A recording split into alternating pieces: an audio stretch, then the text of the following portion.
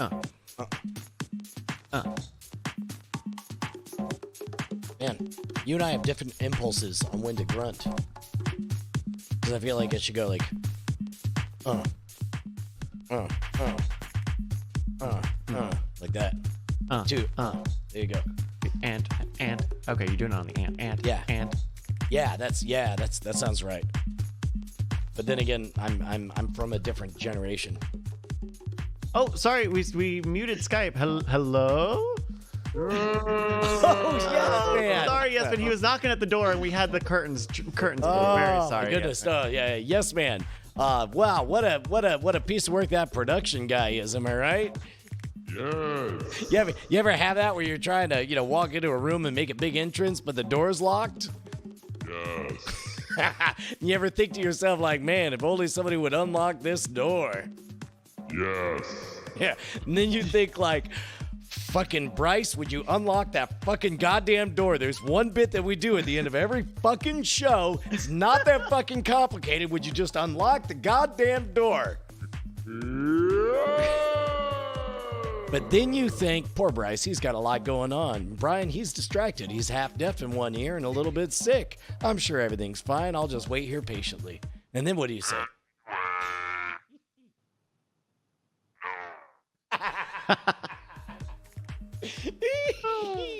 All right. Hey, everybody. Welcome to the Aftershow. Meryl Bard, thank you so much for joining us, by the way. Thank you for having me on. By the way, I didn't realize how ominous it gets when you're on the Skype call and not listening live.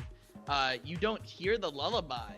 Yeah, we have it. We turned the mix down so that Justin can talk over it during the end, and I had it turned a little more down today than normally I would. So it took me a second. I've wanted to come on for a while, and I'm glad we were finally able to do it. Yeah. I mean, I love Core Killers, but this is Hey, we get it. You've wanted to run this train for a long time. It finally came into the station. Know what I'm saying? That's it. Take it from me, auto reporter Brian Brushwood.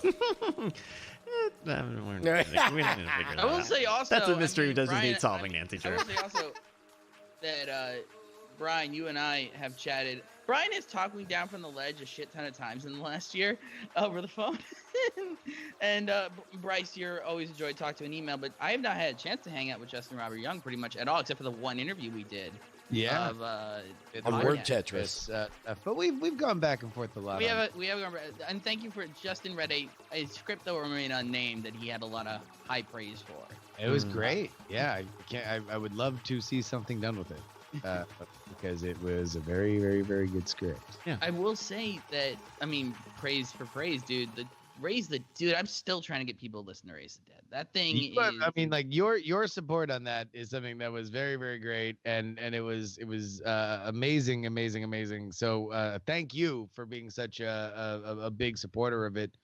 But yeah, it's How's season 2 coming? Life isn't really cooperating because I definitely wanted to do Bernie as Barry Goldwater season, but fucking Nelson Rockefeller won. So yeah, I don't know. I am actually thinking, I'm trying to figure out exactly what I want to do, because there are elements of things that are happening now. The question is whether or not I want to break these lessons like into different examples of like this isn't all the same person. And again, it kind of gets into this idea of like, okay, well, what do I want Raise the Dead to be? Like, do I want it to be 6 episodes that I work for a year on? Do I want it to be something that comes out 2 or 3 times a year, but is a little more manageable? Like, if I could, as a fan and a supporter, what I would argue is the 6 episodes that you fine tune over the course of a year model, I think is the way to go. Make it something really special. And I think because and craft it as an actual narrative the way you did with the first season, I see no reason to break from that mold. I think you hit a sweet spot, and the hard part is just going to be finding what the next comparison is. Well, the thing is, I think I can go faster. Like I think that I can. A lot of the reason why it took so long was me not having done it before and writing for that format and rewriting for that format, technically being at a level where I was able to do it. So I do think I can go faster than that. The question is like, it's not a. Go ahead. I'm sorry. well, I think the problem is like it's everybody writes their first movie with all their best ideas, right? And then Right. and then the second movie, it's like, ah, shit. So you realize what having a career in this is more about manufacturing the But ideas and well, and but if you're saying you can go faster and but in going faster maintain the one yes. a year schedule, there's absolutely no reason to necessarily break from that. It just means it'll be easier for you. It'll be on a production level. It will just be you're more in a groove now, and you kind of understand the system. So I argue that only gives you more of a reason to keep it at once a year and not try to Sure. overextend. I mean, I guess the question is, I would like to put out something before. Sure, the way I mean, to use the serial example, there's the way Sarah put out like that a non-update, add non-update between seasons like 2 and 3. Yeah. Although that was a lot more guerrilla than the original serials were, which is like in a way, I don't know, as a listener, I don't know, it's like unless she was gonna be like, yo, we're dating now. Like, I don't know. I mean, necessarily needed to hear the updates of his trial from her. Like, I think the most interesting part of that dude's story was told during an epic, amazing podcast run. Right. Here's my question. Is there anything to comparing the early days of the Kennedy presidency to the early days of the Trump presidency, the way you did the election, just keep the continuity going? So yes and no, but that's why I wanted to do 1964. Mm-hmm. I wanted to do 1964 because I think there was enough parallels that I won't go super into, but obviously Barry Goldwater, the theme of it that I teased was how to kill a revolution. I didn't realize that they were actually going to fucking do it. So I think that there's a great one episode that tracks the 1964 election and specifically the Republican primary, and it tracks against the Democratic primary. And well, then what I would do is make that the in-between and then pick another topic. So that's I mean, that's effectively where I'm going. The only question is like there are some other things, but like what I realize now is that I got way too overconfident in the fact that I knew what was going to happen in this primary, and it definitely didn't happen. And so now I'm like, shit, I've written out. I'm literally looking at my breakdown of the first 3 episodes, and I'm like, oh, that doesn't really make a lot of sense anymore, and that really like kind of doesn't make a lot of sense. You have run into a classic TV writer's problem. This is a thing that comes up where I'm watching it, without saying too much, and I won't say too much, but I'll say what's posted online. I am working as support staff on a television show, which is the first time I've gotten to do that. And I am I'm watching the writer's room work because they let me shadow in the room, and it's a great time. It's wonderful. It's like watching my dreams come true in real time. And the thing that I watching happen is that we have this idea that a way a television season is written is the writers sit in a room and they start breaking out episodes, and they get the first one done, the second one done, the third one done. Eventually they get them all done, and they pitch them to the network, and then they go off and they write the outlines. But we are on technically the third break of this full season. Like we broke all the episodes and then decided before we pitch before the showrunner goes to pitch the network to do it again. Yeah. And start going through and go, oh, well, that doesn't line up anymore. That we destroyed that. Well, we blew up that plot point in episode 6, so that's got to go in 2 now. Like, you're now re-breaking your season because something blew it up. This happens to every television show. There's a television show that doesn't do this. Well, yeah, and I think most likely what's going to happen is that I'm going to do a very polished 2-episode thing. I'll be like, it'll be multi-episode, but this will be a shorter scope just because there's less to kind of go on. But it's gonna have that raise the dead moment. It's gonna have probably even more than the original one did, where there were like broad strokes that kind of went together, or like the specifics that I did connect that were like, one was always lopsided. There was like, Trump had a bad first debate, and that connects to like the most epic mythologized debate failure in history, right? Mm-hmm. Like there was always a little bit but there was enough connections that you felt like, oh, okay, well, this is cool because it does have threads.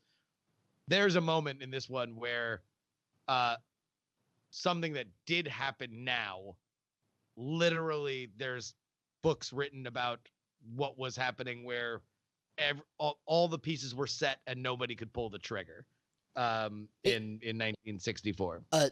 Normally on a night like tonight, Justin, where you were live streaming 3 hours before you joined us, this would be when my desire to kick in and shoulder the burden and go into the wee hours would kick in.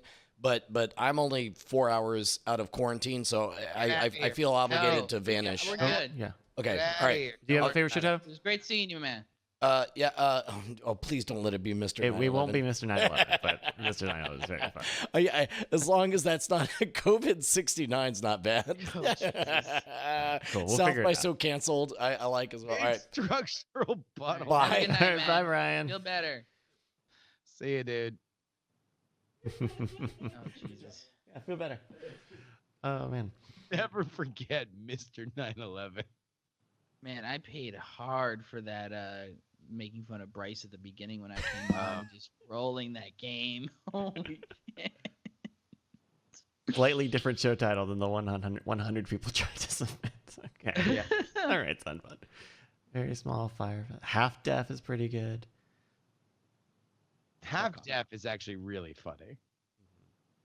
Let's see. Brush Fire Festivals. I like that. Oh, yeah, that's pretty good. 68. Nice. Can it be that just so I can keep my long-standing Diamond Club record of having the title be something I said? They hate us because they ain't us. Jesus. Progressively harder, progressive slots. Senile and penile. Senile and penile is pretty good. Roommate eats my ass while I play RuneScape. That's got some SEO behind it, Justin. Yeah, we don't want to get sued, so. Horn bum.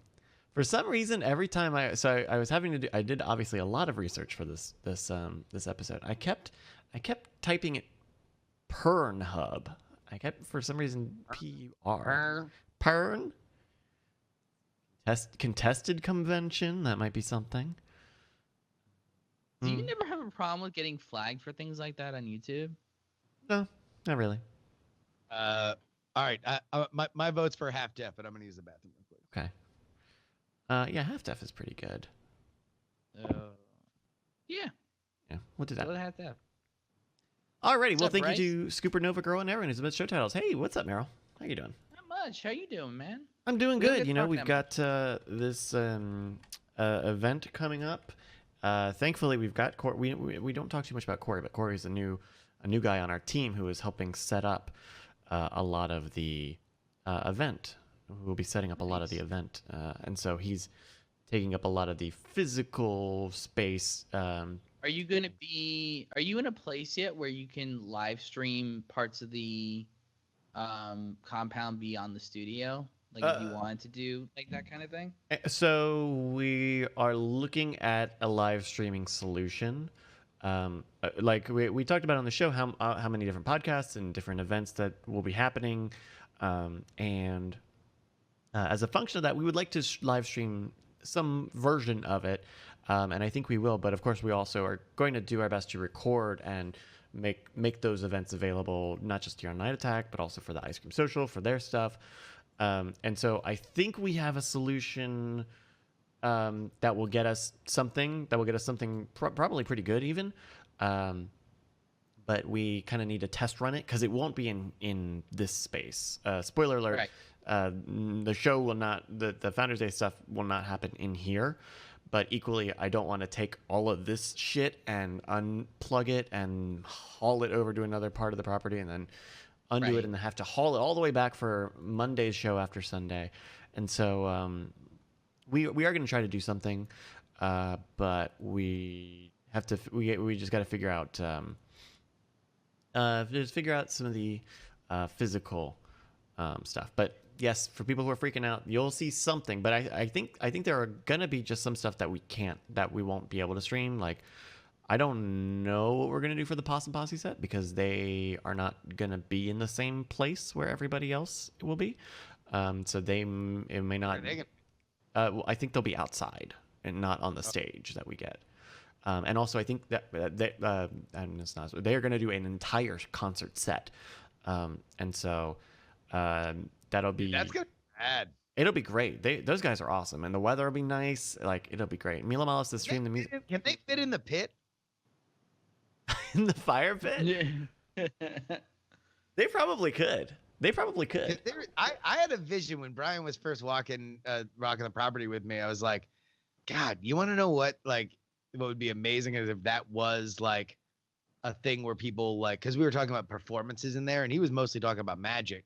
Yeah. That would be, especially if they did like a magic camp or something like that, that would be the moment where you performed your thing and there were that would be cool sort of set, right? Yeah. B, it's the theory of you were a phoenix rising from the ashes, right? Like in the middle of a fire pit.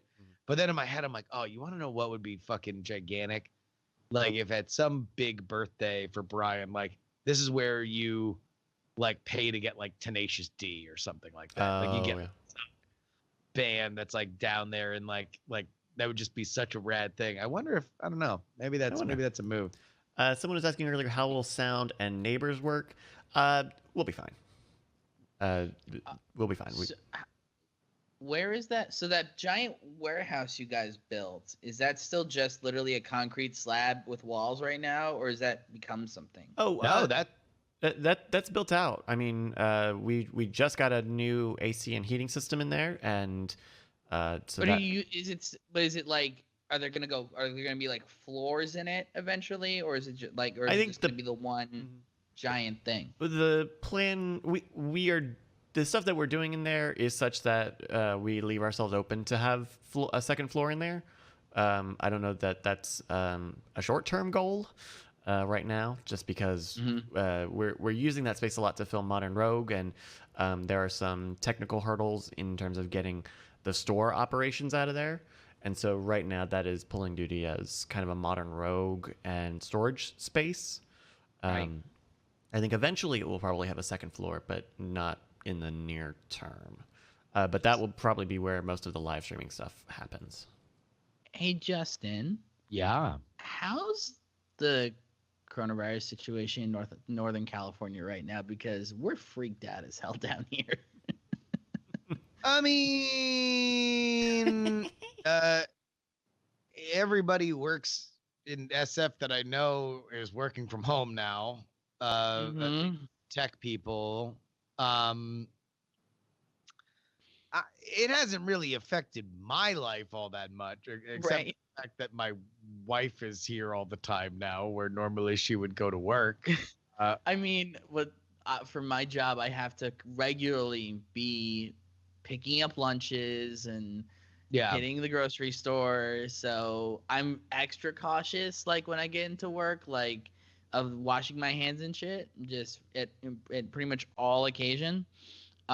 It's and to be clear, because there's some talk in the chat. When I say, we're all kind of freaked out, it's not necessarily we're all freaked out of dying. It's more of an economic freak out where the very real there is a real possibility where either if production stops, that's more than moving James Bond. That's a lot of shit being affected. A lot of production would stop, and not just physical production. Writers like to talk right now is our writers' room is going to go virtual, and if they go virtual, how many jobs does that destroy? Because you don't need things like office PAs if no one's going into an office. And then so there's for the way I look at it, there's two possibilities. One, you actually get sick and you have to stay home, and that screws you one way. The other way is that the city or the state go, everyone stay the fuck home for a while, please. And it's just, because also California shares is, it seems like far away, but Seattle's not terribly far compared to where it is compared to the rest of the country. So, and that's where the big breakout's happening right now. And I'm sure there are people who travel between Seattle and California often. It's just, and this isn't, it's a weird, like my dad sent me an email that like literally they shut down my old school district back in New York on Long Island because someone in the district tested positive, so they canceled all classes. And now the talk is Harvard. Did you see a thing about Harvard? Yeah, Syracuse is doing it too. They're going full classes. So, I mean, it's certainly a thing that's happening. Move out. Well, they're kicking people out of the residence.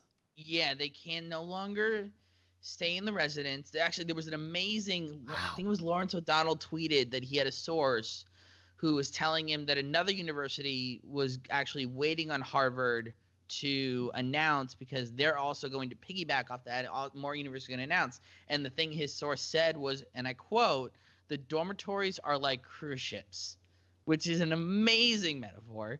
And very true. Like the germs that run through a college dormitorium is insane. So yeah, like they're kicking everyone out and classes will move virtually. Like the thing that I think is going to be interesting is the long-term effects of this, because the whole idea of telecommuting and telecommuting education has been something that's been a slow, even though we've had the technology for it for the last 10 years probably to do it completely successfully. There's been a slow climb to get us there. And this might be the thing that kicks everyone in the ass to go, no, we can finally like execute this and move. I think the stat right now is like a third of the U.S. workforce could be virtual if the businesses wanted to do it. Yeah, I think the like out here in the Bay, working remotely is fairly commonplace. Same for down here, yeah. There's not really a lot. I think for LA, it's a lot of it's traffic, right? Mm-hmm. Like where it's such a pain in the fucking ass to get in anywhere from anywhere that lends to like, okay, well, late start or I have a doctor's appointment, I'm just gonna go fucking remote for the day. Here, you can fairly easily get different places unless you're commuting from like San Francisco to Palo Alto or something like that. But people just don't go. Like it's just baked into the culture that, all right, I don't know, I'm just gonna work from home today, and as long as you're getting your shit done, then that's fine. Where I think it's gonna be interesting is I mean, from coming from the East Coast, that's one of the big cultural differences is that there's a little bit more of a like, no, you'll do it because you're getting a check, and that's why you'll fucking come in, and I don't give a fuck. Right. Like, so that it'll be interesting to see if it can break that. Beyond that, though, I do think that we're gonna what will hopefully happen is that there's just more of an idea that, hey, if you're sick, don't worry about it. If you're, you have a situation where you just got to stay in, like, a sick family member, or you just had a kid or something like that, like, take those extra days and just get the shit that, like needs to get done. Because I think there's a benefit to everybody being in the same room. There's a benefit to being in the same place. Yes. There's just like what hopefully gets eroded out of this is the idea of work when you're sick, just work through it. Like, pop all the days. Yeah. Or it's just like that everybody needs to do 50,000 meetings because it's busy work. Right, it's basically like the human time wasting version. You're hoping that we phase out. You're hoping we pull the trigger on phasing out the 8-hour workday, basically, which is a fight that's been going on for decades. Well, I mean, look, I've never been one to think of it in those terms, which probably makes me a bad employee because I literally am like, I hope we just move to my perfect world is a task-based economy. Yes. Tell me what I need to do. I'm going to do it. If you would like me to do more in the next cycle, then let's figure that out. But like for right now, tell me the things. I do the things. The rest of my time is mine. Thank you very much. If you don't feel that my work to money ratio is for you, then we can have a conversation. If I don't believe that my work to money ratio is for me, then I will have a conversation. This doesn't seem super fucking complicated. And yet for whatever reason, there's this bizarre thing of like, no, well, you need to be there. You need to come in. It's like, well, I don't have shit to do. So yes. suck my butt. Like, I'm going to do whatever. You and I are on the same page on that 100%. In fact, it's kind of why I love my current job it's that kind of like I have tasks and the tasks get done and then what do I want to do? Well, I want to go hang out in the writer's room and watch the writers write. Like that's great. Like and it's the kind of the first time I've had a job like that wasn't a virtual work for myself kind of job, you know, being an online television critic or whatever. And it's just a fascinating experience to want to be there, but then also be like, I have nothing to do, so I will better myself. I find ways to better myself within the context of the job. And it's wonderful. And also because I have to be there in case I'm on call like a doctor, like Mara, we need this thing. Got it. You know, let's go get it. So it's like I'm always there, but it's really just I do agree. I hope we move into a task-based system. Then you're out of tasks, great. Go home and watch Netflix. Like, and that's the thing is like I'm the reason why I kind of like blanch at the idea of like, oh, you want an elimination of the 8-hour work week. I'm like, well, sometimes it is an 8-hour workday for real. Yeah, no, I mean, and like that's fine. I have no problem working. I have a problem, working for no fucking reason. And B, I think that it makes for a bad company when everybody doesn't know how they're contributing to the whole. You know, it's the reason why large companies are hard, because by the definition of the company, it's so big, everybody knows what they have their hand on, but nobody knows the shape of the elephant. Yeah. For most companies, you know, unless you're Amazon, right? Unless you're this gigantic corporate behemoth, you should know exactly how you're kicking in to make the thing go. And, and I think it makes for a better world, makes for a better work environment, makes for more money. It makes for better everything. If everybody knows how money comes in, how you relate to that, that clarifies so much. Mm-hmm. It clarifies like, why am I doing this? If I'm done doing this, can I go home? It motivates you. You know what the crank is. Yeah. So I hope that's the case. I mean, but a lot of people are saying that, that working from home does not necessarily eliminate that, because meetings are a lot easier when it's just a hangout invite, for example.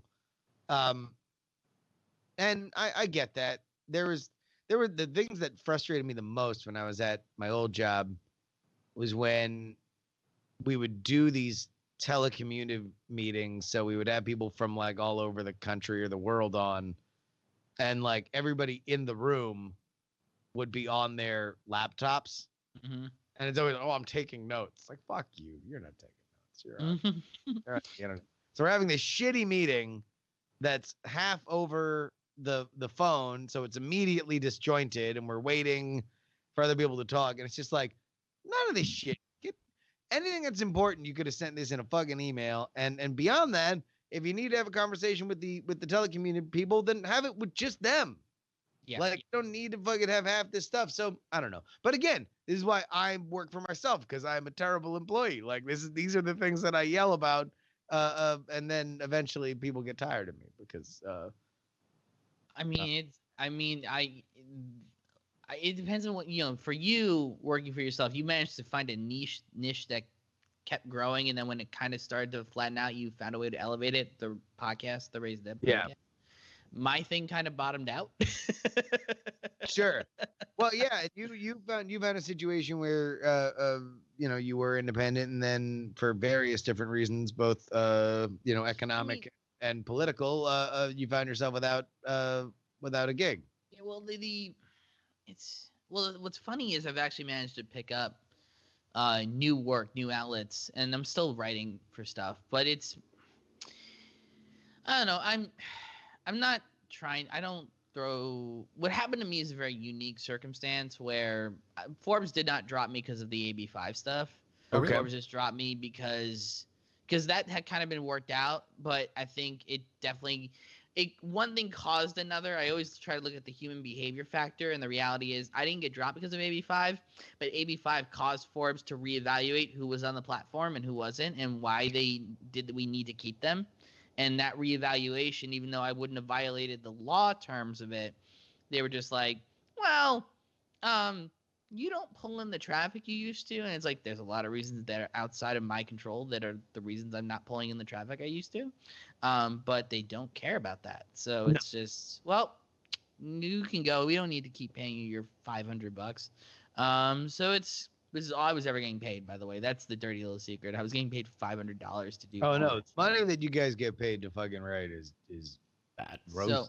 So but it's fine right now. Like it came at the right time, right? It happened when I'm on this other gig and I'm picking up new sites. They're paying better anyway, so I'm not stressed about that. There'll be things to be stressed about in the back half of the year when this current gig ends, because it's a writer's room, so it's going to end after a X number of months just by default. We'll see where we're at that point. The thing I find really interesting right now economically is which companies are pulling the trigger on announcing unlimited paid sick leave. Like Trader Joe's did it, and the reason, and the reason they're doing it is not out of the kindness of their heart. Or Olive Garden was the other big one. They're not doing it out of necessarily kindness, more like they ran the numbers and realized, oh, fuck, there's a lawsuit in someone feeling like they have to work through being sick. Oh, well, I mean, number one, all these Silicon Valley companies have been on the ship forever because they realized, and this is a slightly different situation than the lower wage jobs, but you would have these people, engineers, that would just never take sick days. Mm-hmm. Then they would leave because it was a high turnover field where there was always competition, and they'd work for a couple of years and then cash in all their sick days, and the companies have to pay out these gigantic lump sums of money. And so either you can fight with people on exactly how you can keep your sick days, and that becomes a contentious thing that you got to burn sick days now randomly, and it often comes at the same time, so you have shortages, or you can just say, hey, unlimited sick days. Just make sure it's cool with your superior and just bring us a doctor's note saying you need to be out of work. We're cool with chill, man. And I just think, like that absolutely is a factor in it. I didn't think about that angle, but you're right. They're saving money by not having to pay out sick days at the end anymore. Yes. No, that's the big thing. And they're leveraging people not wanting to make work when they don't have to. And really, it's like we can point this out and say cynically, like, okay, well, this is why the bean counters are doing it. This is why the bosses are doing it, right? But I think we'd all agree this is the better way to do it. Right? Yes. You just want a sick day when you need it, and you don't want to worry about it, and you don't want to worry about like, oh shit, man, I took a sick day in block A, and if I do 3 in block A, then my block B allotment is taken. Like, no, right. I'm sick. I'm gonna be at. Sometimes I'm gonna be like I'm like, I know for me, I very rarely get sick. I'm blessed in that. But when I have, it's been like bad. It's been like 3 days, 4 days. Like right. I'm just like fucking out of it, and I'm not like I can soldier through. It's like I have to sleep the entire fucking like time. I'm like barely functioning. And so I know for me, that's not something where it's like that doesn't neatly fit into like one certain time period. Like I would rather have a week that I've saved up. Anyway, the Go game didn't have that, and I cashed out a shit ton of sick days, and it was fun. So I bought a MacBook as soon as I left. Holy shit, dude. I mean, it's I mean, California. I don't up in your neck of the woods and down here in my neck of the woods. Just interesting time to be in California right now. Yeah, no, it's wild. I really hope that obviously I hope that the COVID thing, of course, and I hits a cap, or at the very least, the sideline news that I would like is that we get 2 weeks out, and we just passed 1,000 diagnoses, that we look back and we say like, oh, okay, in America, X amount of people died, Y amount of people got sick. So at least we have a handle. Like the problem now is that everything has the possibility of infinity. right? Like at any moment, anything where a bunch of people get together could now cause gigantic outbreak, which even if it is 1.2% or whatever, now that means a lot of fucking people. I just kind of hope that we just get to a point where it's like, all right, wash your fucking hands. It's still out there, but it hasn't killed that many people. And it seems as if we're slowing down in terms of the people that we are diagnosing for it. Not to say that it's going to go away, not to say that it's going to be a non-issue. I just hope it's a grokkable issue. You hope it's a manageable issue. Or just a knowledgeable one that we know it, and it's not Right. just like, okay, well, because the way that we're kind of acting right now, and I don't blame us, he's better safe than sorry, but we're acting like, if is this the bubonic plague? Is it Ebola? Is it SARS? Is it any of these things? Like, Well, actually, it is SARS. don't know. It's literally SARS. It It's is. They're it's both the same coronaviruses. strain. Yeah. Right. Coronavirus sure. is. But did SARS have a higher fatality rate? no, this has a way higher fatality rate than SARS. Than But SARS. the reason for that is because the 2003 outbreak of SARS, the symptoms came on quicker and were much more intense, so they were easier. Gotcha. It was easier to identify people that had it and quarantine those people before they caused community spread. Was the crux of it. And this one has like the 2 week 2 week incubation period. I want to ask you a political question before we have to sign off here. Like, so am I right in my, because I've been tweeting about the fact that it's like, this was a tweet I wrote after Super Tuesday. Yeah. Bernie fans are going to blame Warren. Warren fans are going to blame Bernie. Meanwhile, no one wants to talk about the fact that the establishment asked its top 2 candidates to drop out of the race in order to support the dude that was consistently coming in 3rd and 4th. How close am I to correct on that analysis? The only thing that you would be wrong about is depending on how you describe the establishment, right? Like, because Right. that tends to be this like catch-all thing, and The DNC, the centrists, the people that. well, but again, it's like, because it tends to default to like, is it Tom Perez in a Dr. Claw chair? Like, is it Obama? Is it the donors? Is it like all these, like, who can make those promises functionally in terms of power? Think of it like Game of Thrones. Who can make those promises? What can they promise to people that will move the needle?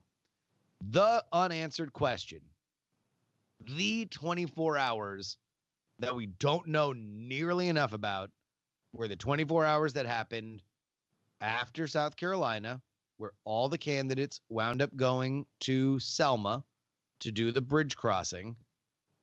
Here's what we do know. People that are there: Klobuchar, Buttigieg, Kamala Harris, and then a few other people. But these are the people that we care about for this story. Right.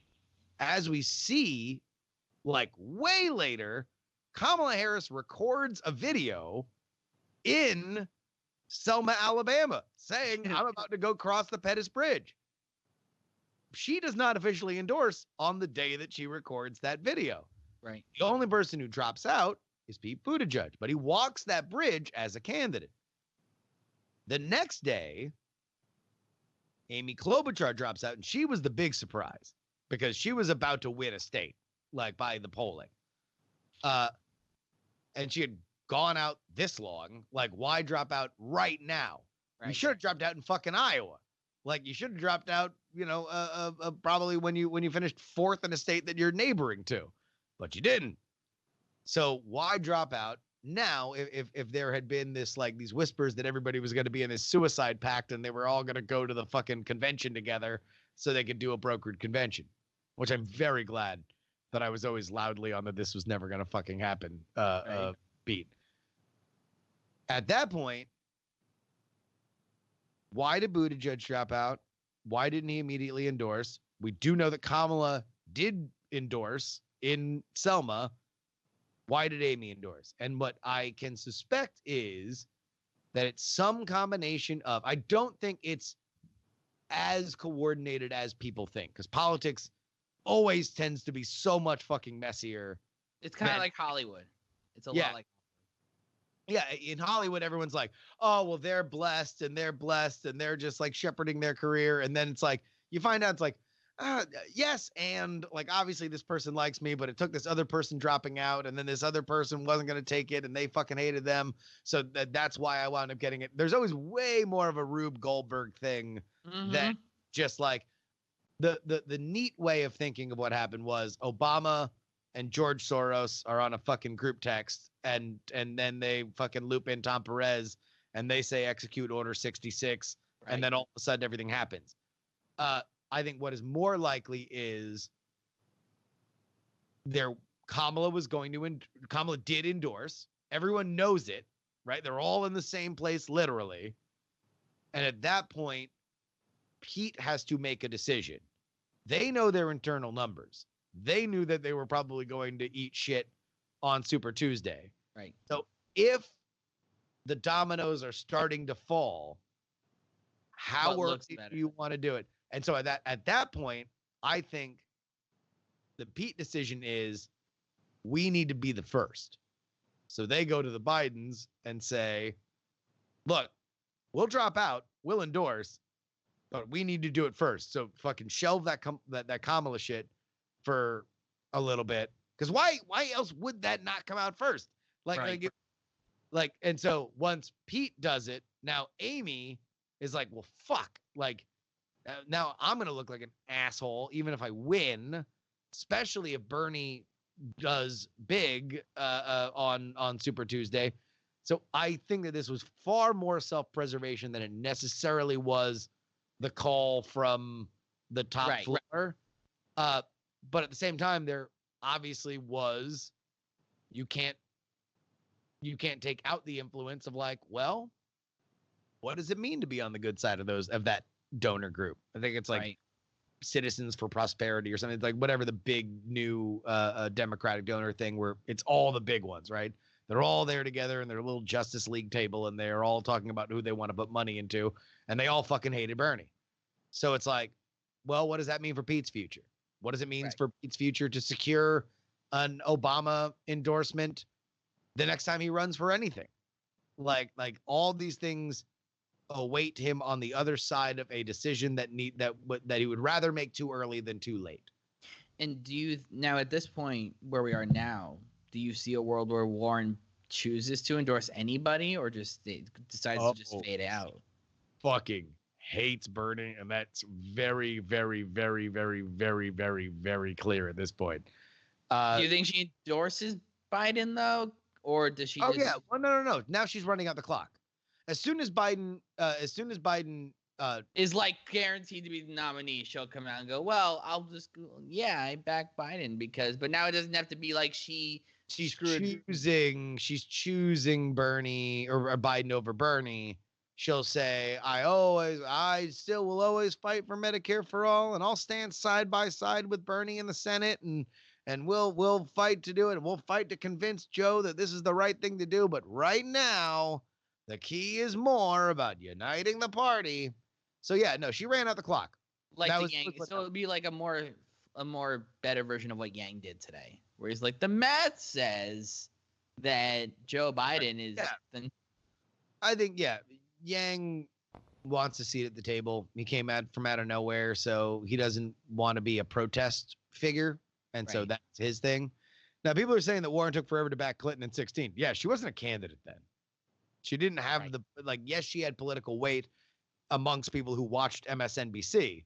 She did not have the political weight that she had now. If she drops out before Super Tuesday, we're having a very different conversation right now. You think so? You think it would have made a difference? Yeah, I think Bernie wins Texas.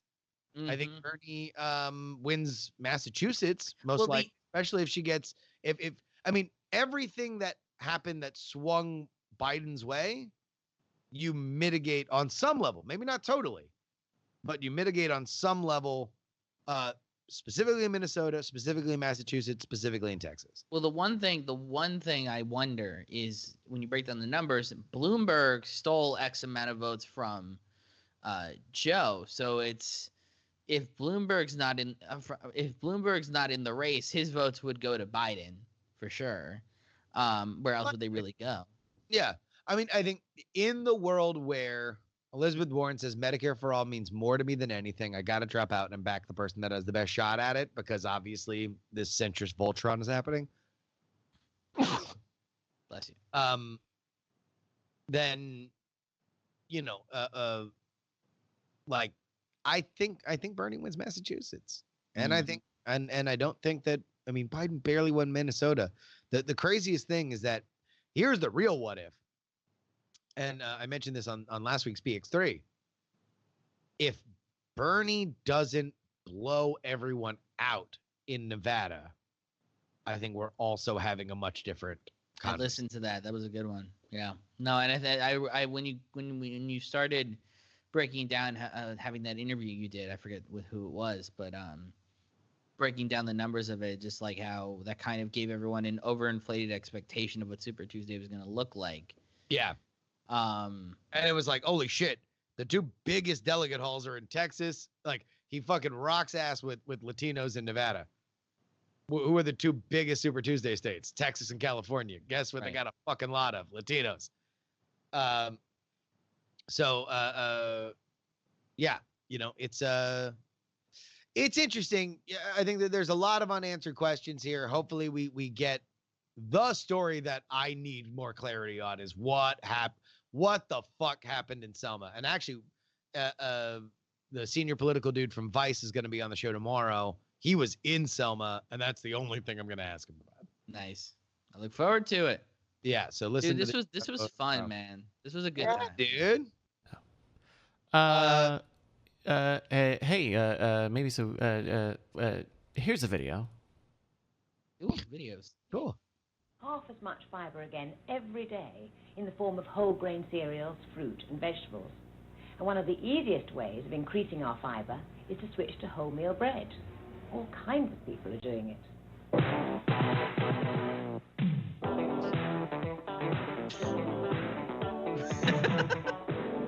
This is definitely not how you make bread.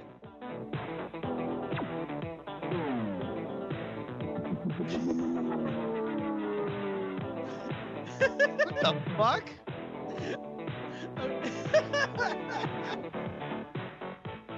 Though it's an exercise man doing very Well, number one, he stepped on the fucking table where he's rubbing the bread. That's unsanitary.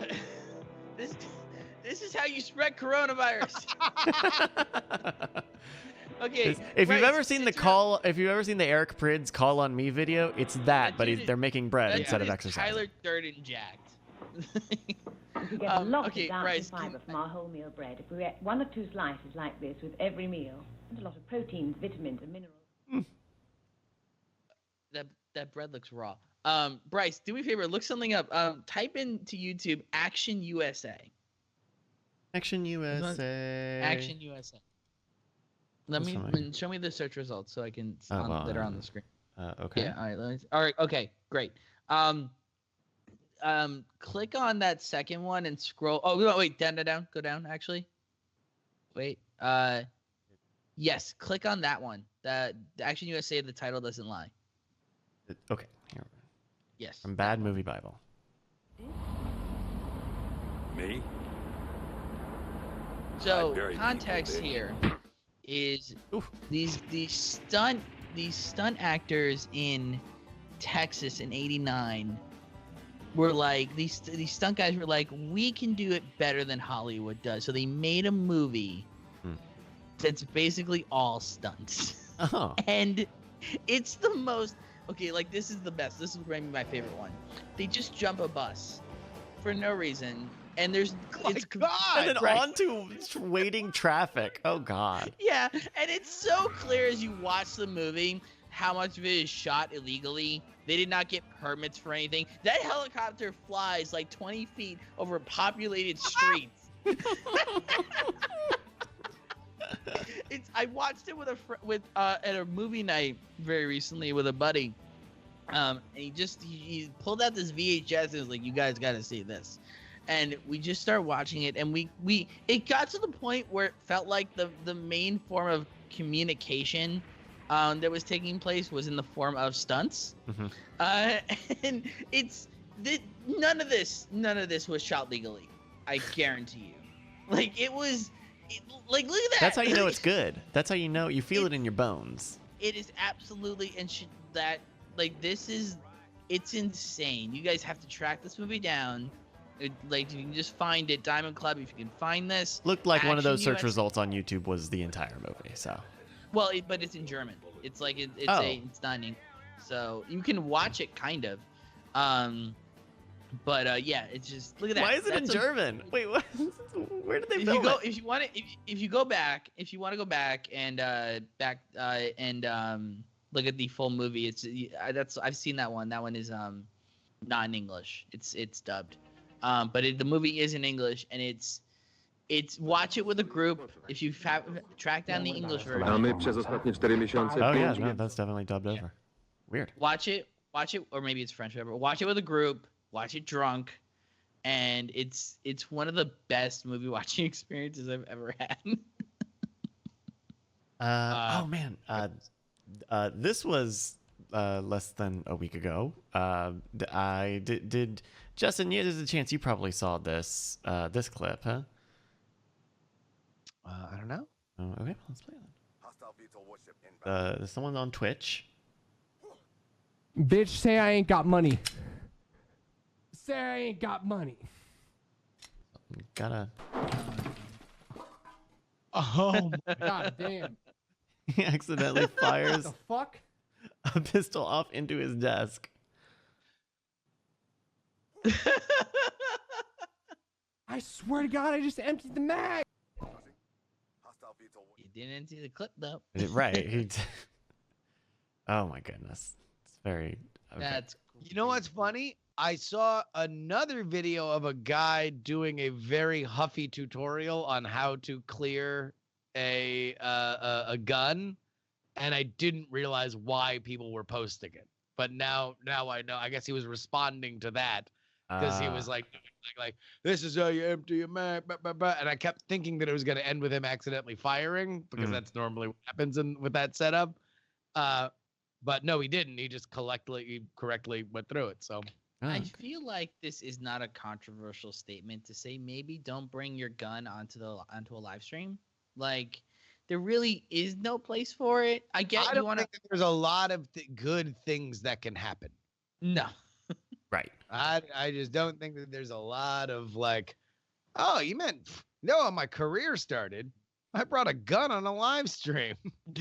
And then I shot into my desk a loaded gun. Yeah, I mean, like what? Like, what would happen? What would happen if it's like, oh, I brought my gun on the live stream, and then a home invader, like ninja. Right. What do you think is gonna happen? Yeah, I said I'm invoking my stand my ground laws, and then I fired with proper posture, 2 shots, and I disabled him until proper authorities could show up. The thing is, the castle doctrine doesn't apply to boxes of Kleenex, so. No, that man fucked up. All right, boys. I still gotta write this fucking newsletter, so I gotta bail here. Okay, Yeah. we'll call it here for tonight, but we will be back. We'll be back Friday with another. We started a new game on Friday Night, Bryce. We're playing Murder by Numbers, and I'm doing voice acting against everything history has told me that I should do on live stream. So check it out Friday night. Justin got the streams every week. Check out wordtouchers.com.